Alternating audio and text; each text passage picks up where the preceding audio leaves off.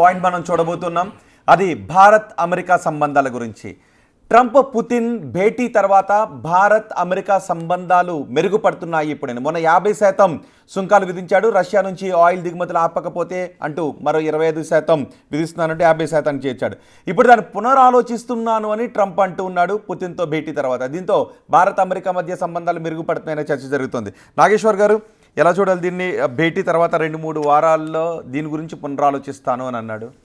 ఇప్పుడు ఇది ఒక అంశం మాత్రమే. ఫస్ట్ ఇండియా అమెరికా రిలేషన్స్లో ఒకానొక అంశం రష్యన్ ఆయిల్ కొనడం.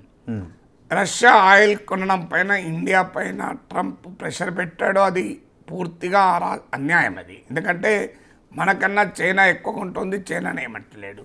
మనకన్నా యూరోపియన్ యూనియన్ కూడా ఎనర్జీ ఇంపోర్ట్స్ రష్యాను చేసుకుంటోంది, ట్రంప్ యూరోపియన్ యూనియన్ ఏమన్నాడు. తుర్కీయే కూడా పెద్ద one of the major buyer of Russian energy, తుర్కీని ఏమన్నాడు.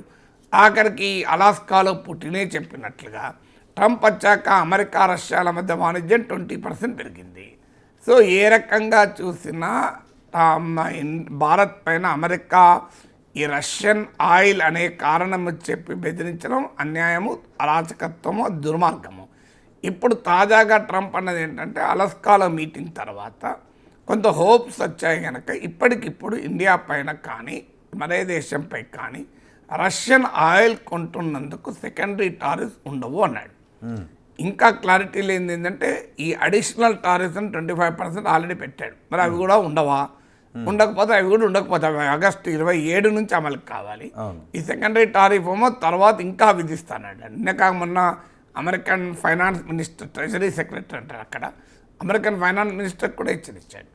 సో ఇది కూడా పూర్తిగా ఉండవని అనలేదు, may not be, may be అన్నాడు. సో ఆయన within 2 to 3 weeks I will reconsider అన్నాడు. అంటే భుజం మన మెడ, భారతదేశ మెడపైన ఈ కత్తి ఇంకా వేలాడుతూనే ఉంది. ఇది ఒక అంశం. అంటే ఇది కూడా పూర్తిగా క్లియర్ కాలే, క్లించ్ కాలే. ఇక ఇదేమి కొత్త కాదు. ఇప్పుడు S-400 మిసైల్ డిఫెన్స్ మన రష్యా నుంచి ఇంపోర్ట్ చేసుకున్నప్పుడు countering American adversaries through sanctions act, కార్స్తా చట్టం కింద మనపైన ఆంక్షలు విధిస్తానని బెదిరించారు. అప్పుడు చైనా, తుర్కీలను టార్గెట్ కూడా చేశారు S-400 కొన్నందుకు. ఫర్ సమ్ రీజన్ మనకు మినహాయింపించారు. అంతకుముందు generalized system of preference GSP అని ఒక అమెరికన్ ట్రేడ్ చట్టం ఉంది. 70s వచ్చింది ఈ చట్టం. వర్తమాన దేశాలకు బెనిఫిట్ అయ్యటానికి కొన్ని దేశాలకు కొన్ని రకాల వస్తువులను అమెరికాకి ఎక్స్పోర్ట్ చేస్తే డ్యూటీస్ ఉండవు. అందులో జనరలైజ్ సిస్టమ్ ఆఫ్ ప్రిఫరెన్సెస్లో బాగా లబ్ధి పొందింది భారతదేశం. కానీ ట్రంప్ ఆ generalize system of preference GSP నుంచి భారత్ను తొలగించాడు. ఇప్పుడు ఇండో అమెరికా ట్రేడ్ డీల్ కూడా మన అగ్రికల్చర్ సెక్టార్, మన డైరీ సెక్టార్, అలాగే మన ఫిషరీస్ సెక్టార్ను ఓపెన్ అప్ చేయాలి అని ఒత్తిడి చేస్తున్నాడు. సో అందువల్ల ఇది ఇలా అనేక రకాలుగా అమెరికా ఒత్తిడి ఇంకా కొనసాగుతుంది. వీటితో పాటు మరీ ముఖ్యమైనది ఏంటంటే ఇప్పుడు రష్యన్ ఆయిల్ కొనడం అనేది ఒక అంశమే. అది అంత పెద్ద ప్రమాదం అని అనుకోరు. ఎందుకంటే ఇండియా ఒకటే కొంటలేదు, చైనా కొంటుంది, రష్యా కూడా ఇన్వాల్వ్ అయింది. అందువల్ల అమెరికా ఒకవేళ ఇండియాని అటాక్ చేస్తే రష్యాను, చైనాను కూడా అటాక్ చేసినట్టు అవుతుంది. సో అందువల్ల అదంతా సులభం కాదు. ఒక రకంగా అది బెదిరించడానికి వేసిన ఎత్తుగడ. కానీ దానికన్నా ముఖ్యమైనది, ప్రమాదకరం ఏంటంటే అమెరికన్ జియో పాలిటిక్స్లో వచ్చిన షిఫ్ట్.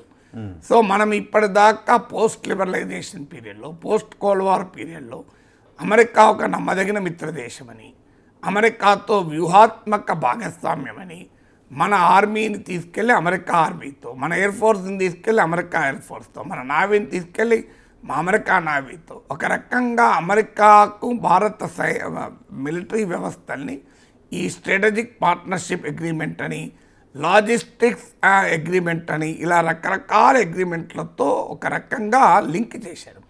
ఇది మోడీ ప్రభుత్వము ఇదే పని చేసింది. అంతకుముందు మన్మోహన్ సింగ్ ప్రభుత్వంలో ఇది మొదలైంది. సో అందువల్ల ఈ ప్రాసెస్లో మనం ఒక స్ట్రాటజిక్ అలాయిగా అమెరికాను ఒక నేచురల్ సహజ మిత్ర దేశంగా భావించాం. కానీ ఇప్పుడు ట్రంప్ అనుభవం ఏం చెప్తుంది? ఇది ఒక నిజం కాదు, మనం ఒక నమ్మక ద్రోహం, అమెరికా పైనే ఆశపడి మన వ్యూహాత్మక నీతి మొదలైతే, మన స్ట్రాటజిక్ అటానమీని కోల్పోతే అది ప్రమాదకరం అని ఇప్పుడు అందరికీ అర్థమవుతుంది. ఎందుకంటే మన అమెరికా నాయకత్వంలో ఇండో పసిఫిక్ ప్రాంతంలో మనము చైనాకు వ్యతిరేకంగా అమెరికా కట్టిన క్వాడ్ కూటమిలో ఉన్నాం. సో మనను బుజ్జగించడానికి మురిపించడానికి అమెరికా ఏషియా పసిఫిక్ ప్రాంతంగా పిలువబడే ఈ ప్రాంతాన్ని China, India, South China Sea ప్రాంతం అంతా ఏషియా పసిఫిక్ అంటారు. దానికి అమెరికన్ మిలిటరీ వ్యవస్థ పెంటగాన్ ఏషియా పసిఫిక్ పేరు మార్చి ఇండో పసిఫిక్ అన్నది. దాంతో మన వాళ్ళు మురిసిపోయారు, అబ్బా మాకు ఇంత ప్రాధాన్యత ఇస్తున్నాడు అమెరికా అని. మనం వెళ్ళి క్వాడ్లో చేరాం చైనాకు వ్యతిరేకంగా. కానీ ఇటీవల పహల్గాన్ దాడుల్ని ఖండిస్తూ క్వాడ్ కనీసం పాకిస్తాన్ పేరు కూడా చెప్పలే. అందులో మరి పాకిస్తాన్ ఏం మెంబర్ కాదు, అమెరికా, ఇండియా, జపాన్, ఆస్ట్రేలియా. మరి పాకిస్తాన్ పేరు చెప్పడానికి అభ్యంతరం ఏంటి? అందువల్ల అమెరికన్ జియో పాలిటిక్స్లోనే ప్రో పాకిస్తాన్ షిఫ్ట్ కనబడుతుంది. పాకిస్తాన్కు IMF నుంచి, వరల్డ్ బ్యాంక్ నుంచి లోన్లు ఇప్పించారు. వాస్తవంగా ఇది మొదటి నుంచి ఉన్నదే. కాస్త మనం ఇటీవల కాలంలో మనము చైనాకు వ్యతిరేకంగా అమెరికాతో కలుస్తున్నాం కనుక, చైనాకు వ్యతిరేకంగా మనం బాగా ఉపయోగపడతాం కనుక అమెరికా మన వైపు మొగ్గు చూపుతుంది అని అనుకున్నాం. మన ప్రభుత్వాలు అనుకున్నాం. అలాంటి వాళ్ళు ఇది కాదు, ఇది నిజం కాదని చెప్తున్నా మమ్మల్ని దేశభక్తులు, దేశద్రోహులు, వీళ్ళు చైనా ఏజెంట్లు అని చెప్పి మమ్మల్ని అన్నారు. కానీ రియాలిటీ వాళ్ళు ఏం కనబడుతుంది? చైనాకి ఎవరు పరుగులు తీస్తున్నారు? మన అజిత్ దోవల్ వెళ్ళాడు, రాజ్నాథ్ సింగ్ వెళ్ళాడు, జయశంకర్ వెళ్ళాడు, ఇప్పుడు మోడీ వెళ్తున్నాడు. ఇలా చైనా ఫారిన్ మినిస్టర్ రేపు వెళ్ళిండో ఆగస్ట్ 18th, 19th ఇండియాలో పర్యటిస్తున్నాడు. ఎవరి ఇన్విటేషన్ మీద పర్యటిస్తున్నాడు? నాగేశ్వర ఇన్విటేషన్ కాదు. అండ్ చైనేశ్వర్ అని నన్ను కింద కామెంట్లు ఇస్తుంటారు. చైనేశ్వర్ ఇన్విటేషన్ కాదు, అజిత్ దోవల్. ఇప్పుడు ఆయన చైనావల్ అనాలి. నేను అజిత్ దోవల్ను అజిత్ చైనావల్ అనాలి, జయశంకర్ను చైనా శంకర్ అనాలి, రాజ్నాథ్ సింగ్ను చైనా సింగ్ అనాలి, నరేంద్ర మోడీని చైనా మోడీ అనాలి కదా. వీళ్ళు కదా ఇప్పుడు పరుగులు తీసి, ఎవరు పరుగులు తీస్తున్నారు ఇప్పుడు చైనాకు? క్లియర్గా చైనాతో మామూలుగా బంధం కాదు, అన్ని రకాల బంధాలు పెరుగుతున్నాయి కదా. మేము ఇదే చెప్పాం, అయ్యా భారతదేశం నాన్ అలైన్మెంట్ ఉండాలి, మల్టీ అలైన్మెంట్ ఉండాలి. ఇది మల్టీ పోలార్ వరల్డ్. మీరు వెళ్ళి తీసుకెళ్ళి అమెరికాతో మిలాఖత్ చేసి అమెరికా పార్కింగ్ ప్లేస్లో వెళ్ళి మన కారు కనుక పార్క్ చేస్తే వాడు ఆ పార్కింగ్ ప్లేస్ లాకేసుకొని పోతే మన కారు బయటికి కూడా రాదురా. మన పని మనం చేసుకోవాలి. అమెరికాతో పని ఉన్నప్పుడు అమెరికాతో, చైనాతో పని ఉంటే చైనా, రష్యాతో పని ఉంటే రష్యా. ప్రపంచంలో ఏ దేశంతో మన ప్రయోజనాలు నెరవేరుతాయంటే వాళ్ళతో ఉంటాం. ఇది విధానం ఉండాలంటే ఒప్పుకోవాలి. ఇప్పుడు ఏం జరుగుతోంది? అమెరికాతో మిలాఖత్ అయినప్పుడు ఏం అనుభవం ఏందో చూస్తున్నాం. పాకిస్తాన్కి IMF, వరల్డ్ బ్యాంక్ లోన్ ఇప్పించింది అమెరికా. అది అసీం మునీర్కు అత్యధిక గౌరవం ఇచ్చి వైట్ హౌస్లో లంచ్ ఇచ్చి I'm honoured to meet Asim Munir అన్నాడు ట్రంప్. ఐ లవ్ పాకిస్తాన్ అన్నాడు. పాకిస్తాన్ ఆయిల్ ఫీల్డ్స్ని డెవలప్ చేసి ఆఖరికి ఇండియాకే ఆయిల్ అమ్ముతుంది పాకిస్తాన్ అన్నాడు. అసీం మునీర్ వైట్ హౌస్లో ఉన్నప్పుడు మోడీని ఇన్వైట్ చేశాడు. యునైటెడ్ నేషన్ కౌంటర్ టెర్రరిజం విభాగానికి పాకిస్తాన్ వైస్ చైర్ చేశాడు. పాకిస్తాన్ కోరిక మేరకు బెలూచిస్ లిబరేషన్ ఆర్మీని టెర్రరిస్ట్ సంస్థగా ప్రకటించాడు. ఇండియా డిమాండ్ చేస్తే ఒప్పుకోడు, కానీ పాకిస్తాన్ అడిగితే ఒప్పుకుంటాడు. పాకిస్తాన్ మినరల్ ఫోరంలో భాగమై పాకిస్తాన్ ఖనిజ నిక్షేపాలను అభివృద్ధి చేస్తామంటున్నాడు. పాకిస్తాన్తో ప్రభుత్వంతో క్రిప్టో డీల్ కుదుర్చుకున్నాడు అమెరికన్ కంపెనీ. అందులో 60% వాటా ట్రంప్దే. సో ఇన్ని రకాలుగా ప్రో పాకిస్తాన్ టిల్ట్ కనబడుతోంది. ఆఖరికి పాకిస్తాన్ కోరిక మేరకు కశ్మీర్ అంశంలో జోక్యం చేసుకుంటానంటున్నాడు. పాకిస్తాన్ కోరిక మేరకు మేమే యుద్ధం ఆపాము అని చెప్పి మనకు వ్యతిరేకంగా మాట్లాడుతున్నాడు. ఇండియా పాకిస్తాన్ హైఫనేట్ చేసి ట్రంప్ మాట్లాడుతున్నాడు. ఇట్లా ఎన్ని చెప్పాలి? పాకిస్తాన్ వైపుగా అమెరికా పాలసీ షిఫ్ట్ వచ్చిందని. ఈ జియో పొలిటికల్ షిఫ్ట్ ప్రమాదకరం. అందులో ఒక చిన్న అంశము ట్రేడ్, చిన్న అంశం రష్యన్ ఆయిల్. రష్యన్ ఆయిల్ పైన ట్రంప్ వెనక్కి తగ్గిన పాకిస్తాన్కి అనుకూలంగా అమెరికా పాలసీలో వచ్చిన ఈ నిర్ణయాత్మక షిఫ్ట్ అంటే డెసిసివ్ షిఫ్ట్ మొదటి నుంచి ఉన్నది, ఇప్పుడు మరింతగా డెసిసివ్ షిఫ్ట్. ఆఖరికి ఫ్లోరిడాలో ట్రంపాలో వెళ్ళి ఆ అమెరికా గడ్డపై నుంచి భారతదేశం పైన అణుబాంబులు వేస్తానంటూ బెదిరించాడు. భారతదేశం డ్యాముల్ని మిసైల్స్తో పేలుస్తామని అమెరికా గడ్డ నుంచి మాట్లాడాడు. నీకు అదే నార్త్ కొరియాడో ఇరానోడో మాట్లాడితే అణ్వాయుధాలు వేస్తానంటాడట అంటాడు. మరి అసీం మునీర్ మాట్లాడితే ఏం లేదు కదా, ప్రపంచాన్ని సగాన్ని నాశనం చేస్తాడు.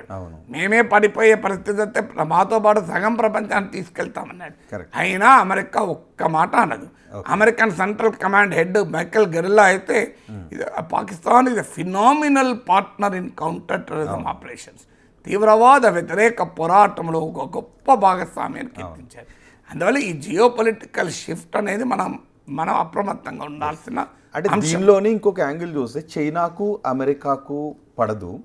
ఇప్పుడు పాకిస్తాన్ వైపే అమెరికా చూస్తూ ఉంది, అలాగే సిపెక్ కార్డ్ అని అక్కడ వేసుకుంటూ చైనా కూడా పాకిస్తాన్ వైపు ఉంది. మధ్యలో పాకిస్తాన్ ఏదైనా కారణాలతో నలిగిపోయే అవకాశం ఉంటుందో భవిష్యత్తులో? నలిగిపోవడం కాదు, లాభపడుతున్నాడు కదా. ఇటు చైనాతో లాభపడుతున్నాడు, అమెరికాతో లాభపడుతున్నాడు. నలిగిపోవడం ఎక్కడిది? మీరు అన్నట్లు China Pakistan economic corridor సిపెక్ Pakistan ద్వారా ప్రయాణం చేస్తుంది. పాకిస్తాన్ దిగుమతి చేస్తున్న ఆయుధాల్లో 81% చైనాదే. అంటే అందుకే కదా ఈ మధ్య అసీం మునీర్ అన్నది ఇండియాకు పాఠాలు చెప్తాం how to balance between powers అని. అటు అమెరికాతో లోపడుతున్నాడు, ఇటు చైనాతో లోపడుతున్నాడు. మనమేమో అమెరికా సహకరిస్తుందని ఆశపడి చైనాకు వ్యతిరేకంగా అమెరికా నాయకత్వాలను క్వాడ్ వెళ్ళి కూర్చున్నాం.